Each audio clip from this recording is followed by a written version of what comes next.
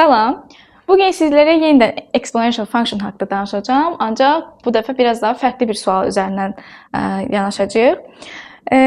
Yəni əvvəlki videomuza baxmanızı məsləhət görürəm ki, orada biz exponential funksiyalarda necə əsasları bərabərləşdirdik, onu öyrənmişdik. Bugün də əslində biraz ona toxunacağıq, amma daha fərqli bir sualla sizə izah edəcəm. Yenə, yəni vurğulayırıq ki, mütləq şəkildə əsaslarını eyni görürüksə, amma eksponentlər fərqlidirsə, narahat olmağa ehtiyac yoxdur. Çünki zaten əsaslar eynidirsə, üstləri biz bərabər götürəcəyik və o şəkildə orada biz sadə tənliyi alınacaq. O tənliyi həll etməklə siz cavab alacaqsınız. Məsələn, dediyimiz kimi keçən dəfə də izah etmişdik və bu dəfə biraz fərqli. Baxın, 2 üstündə x, üzərinə gəlsin 2 üstündə x plus 1 deyə bir ifadə varsa, burada sadəcə sanki geri addım atmış olacağıq. Baxın, 2 üstündə x plus 1 ifadəsini biz exponential functions'ın ruleslarından istifadə edəcəyik. Hansı ki, üstlərin toplanması rulusu. Bunu xatırlayaq. Üstlər o zaman toplanır ki, həmin ədədlər bir-birinə, yəni əsasları eyni olan qüvvətlər bir-birinə vurulur. Məsələn, 2 üstündə burada heç nə yoxdur, bu 1 deməkdir. 2 üstü 1 vurulsun 2 üstü x.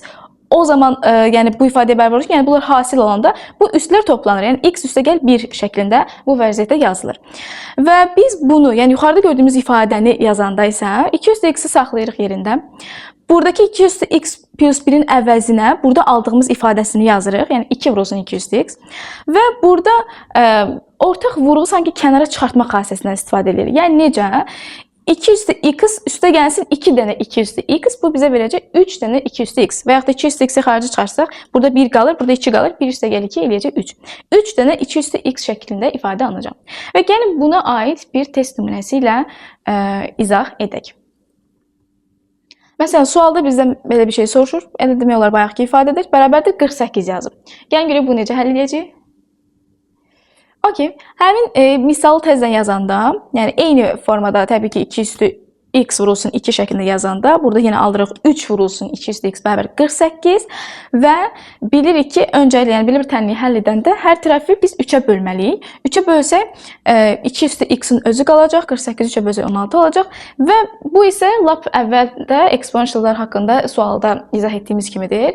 Yəni biz burada 16 görürük, amma 16 2 ilə eyni əsasda deyil. Deməli 16-nı 2 əsasa gətirməliyik. 16 da bilirsiniz ki, 2-nin 4-cü dərəcənin qüvvətidir, 2 üstü 4-dür və artıq aydındır. 2 üstü x 2 üstü 4-ə bərabərdirsə, deməli x 4-ə bərabər imiş. Bu qədər.